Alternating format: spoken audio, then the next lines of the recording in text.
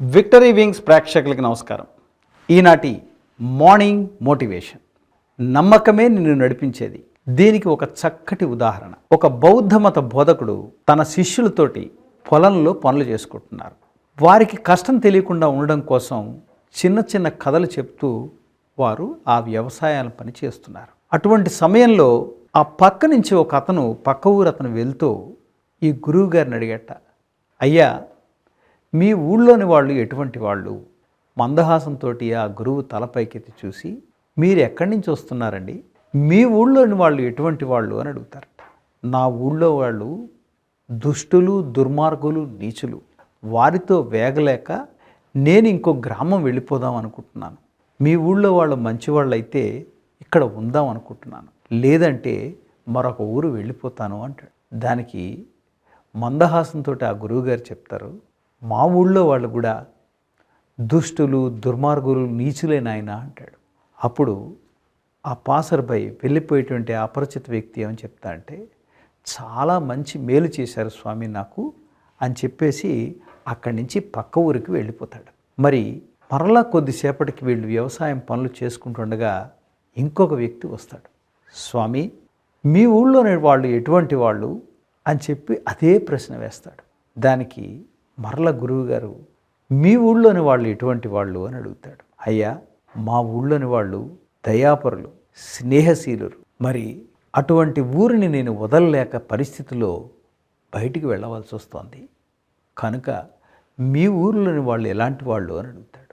అప్పుడు మా ఊళ్ళోని వాళ్ళు కూడా దయాపరులు, స్నేహసరులు, దానపరులు కూడా అని చెప్తారు. ఓహో అని చెప్పి ఈ వ్యక్తి వాళ్ళ ఊళ్ళోకి ప్రవేశిస్తాడు. అయితే ఈ చుట్టూ ఉన్నటువంటి శిష్యులు గురువుగారిని చూసి ఆశ్చర్యపోతుంటే ఒక శిష్యుడు అడుగుతాడు, గురువుగారు, మీరు ఇద్దరు వ్యక్తులకి ఒకరికి ఒక రకమైన సమాధానం, ఇంకొకరికి ఇంకో రకమైన సమాధానం ఇచ్చారు అని అడిగితే నాకు అర్థమైంది ఎందుకు నేను ఆ విధంగా ఇచ్చాను అనేటువంటిది మీ సందేహం. చాలా మంచి సందేహం నాయన. ఆ మొదటి వ్యక్తికి చూసేటువంటి దృష్టి వక్ర దృష్టిలో ఉంది. ఎందుకంటే ఎంతో కాలం నుంచి ఆ ఊళ్ళో ఉన్నా కూడా అతనికి ఒక్కళ్ళు కూడా మంచివాళ్ళుగా కనబడలేదు.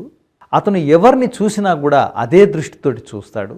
అందుచేత అతనికి ఆ విధంగా చెప్పాను. రెండో వ్యక్తి అందరిలోనూ మంచిని చూస్తాడు. అతని మాటల్లోనే అది తెలిసింది కనుక అతనికి ఆ విధంగా చెప్పాను. అందుచేత ఈ ప్రపంచాన్ని మనం వాస్తవిక దృష్టితో కాకుండా మనం ఊహించుకున్నటువంటి దృష్టితో చూస్తూ ఉంటాం కనుకనే ఇలా జరుగుతూ ఉంటుంది అని చెప్పేసి, ఇది చాలా గొప్ప సందేశం. ఇది ఈనాడు కాదు, ఇటువంటి దృష్టి లోపం అనేటువంటిది మన పూర్వకాలం సాహిత్యం నుంచి కూడా వస్తూ ఉంది. దానికి ఒక మంచి ఉదాహరణ అలసాని పెద్దన రాసినటువంటి మనుచరిత్ర. అందులో కూడా ప్రవరాఖ్యుడు ఆ పాదలేపనం తీసుకొని, ఆయనకి హిమాలయాలంటే చాలా మక్కువ. ఆ హిమాలయ సౌందర్యాన్ని చూడడం కోసం అని చెప్పేసి ఎన్నాళ్ళ నుంచో ఎదురు చూస్తుంటే ఒక సిద్ధుడు ఆయనకి పాదలేపనం ఇస్తాడు. దాన్ని పాదాలకి రాసుకుంటే ఎక్కడికి కావాలంటే అక్కడికి వెళ్ళొచ్చు అని దాని యొక్క విషయాన్ని కూడా చెప్తాడు. సరే, పాదలేపనం రాసుకుంటాడు. తెలిసిన వెంటనే ఆయనకి డ్రీమ్ ప్రాజెక్ట్ కదా, హిమాలయాలకు వెళ్ళాలి. అక్కడికి హిమాలయాలకు వెళ్తాడు. వెళ్ళి ఆ హిమ సౌందర్యాన్ని ఎంత గొప్పగా వర్ణిస్తాడంటే, అటజని కాంచె భూమి సురుడంబర చుంబ శిరస్పరీజ్ఞుటుల ముహూర్లట దబంగ తరంగ మృదంగ నిస్పనీసుటుల నటనానుకూల పరిపల్ల కలాప కలాపిజాలమున్ ఘటక చరత్క రేణుకర కంపిత సాలము శీతశైలమున్ అంటాడు. ఎంత అద్భుతంగా వర్ణించాడో చూడండి. ఆకాశాన్ని తాకేటువంటి శిఖరాలు, ఆ శిఖరాల మించి పారుతున్నటువంటి జలయేర్లు, ఆ శబ్దం ఏ విధంగా ఉందంటే ఆ శబ్దం ఒక మృదంగ ధ్వనిలాగా ఉందిట. అది నిజమే అనుకుని భ్రమించి అక్కడ ఉన్నటువంటి నెమళ్ళు పురివిప్పి నాట్యం చేస్తున్నాయట. మరి ఏనుగులు ఆ చెట్లని ఊపి ఆ తెల్లటి పూలు ఆ యొక్క హిమవన్నెగం మీద పడుతూ ఉంటే అది ఎంత గొప్పగా ఆయన మనోఫలకం మీద చిత్రీకరించుకున్నారంటే ఆయన పరవశించిపోయాడు. దీనిలో వెళ్ళవలసిన సమయం వచ్చేటప్పటికీ ఇతని యొక్క పాదలేపనం ఆ మంచుకి కరిగిపోతుంది. వెళ్ళలేని స్థితిలో ఉంటాడు. మరి అప్పుడు అదే ప్రవరాఖ్యుడు ఏమనంటాడు తెలుసా? అకలం కౌషధం సత్వముం దెలియ మాయా ద్వార కావాంతి కాశీ కురుక్షేత్ర గయా ప్రయాగముల్ నే సేవింప నుద్దండ గండ వేదండ వరాహ వాహారిపు ఖడ్గ వ్యాఘ్రమిమ్మంచు గొండకు రాజెల్లునే బుద్ధిజాజ జనితోన్మాదుల్ కదా సోత్రియుల్. చూడండి, టోటల్గా రివర్స్ అయిపోయింది. ఇప్పటిదాకా హ్యాపీగా ఉన్నటువంటి హిమవన్యగం అంతా కూడా అది పర్వతం కాస్త కొండలోకి వచ్చేసింది. మరి ఉద్దండ కారణ్యం అంటే ఒక అడవిలాగా అయిపోయింది. చక్కటి నందనవనం అనుకున్నప్పుడు ఇప్పుడు ఉద్దండ కారణ్యం అంటున్నాడు. జంతువులతో నిండిపోయింది. ఈ విధంగా ఆయన దాన్ని చూసినప్పుడు ఫస్ట్ ఎలా ఉందో ఆ హిమవన్యగం, ఈయన ఎగరలేని శక్తి ఉన్నప్పుడు కూడా అదే విధంగా ఉంది. ఎందుకంటే ఈయన ఎగరలేకపోయాడు కనుక ఆయనలో ఆందోళన మొదలైంది, ఆలోచన మారింది, అభిప్రాయం మారింది. దానివల్ల అంత చక్కటి హిమవన్యగం కూడా అరణ్యంలాగా మారిపోయింది. ఎంత వ్యత్యాసం!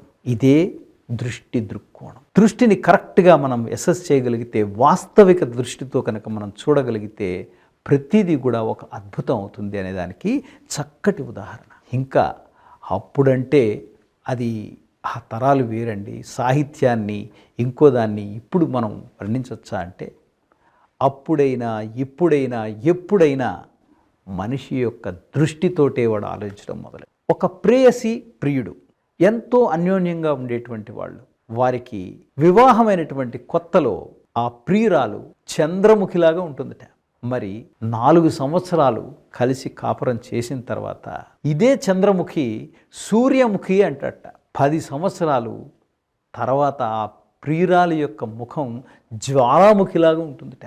చూడండి, అది ప్రియురాలి లోపం కాదు, ప్రియుడి యొక్క దృష్టి లోపం. ఆమె అప్పుడు ఎలా ఉందో ఇప్పుడు అలాగే ఉంది. మరింత ప్రేమ ఆత్మీయులనే పంచుతోంది తప్ప నువ్వు యొక్క దృష్టి లోపం వల్ల. నీ దృష్టితోటి నీ నమ్మకాన్ని ఏర్పరచుకుంటావు. మరిన్ని మంచి విషయాలతో మరొక వీడియోలో కలుద్దాం. అంతవరకు సెలవు. మీ ఫణీంద్ర గోటేటి. మీకు ఈ వీడియో నచ్చినట్లయితే లైక్ చేయండి, షేర్ చేయండి, సబ్స్క్రైబ్ చేయండి. చివర్లో గంట కొట్టడం మర్చిపోకండి.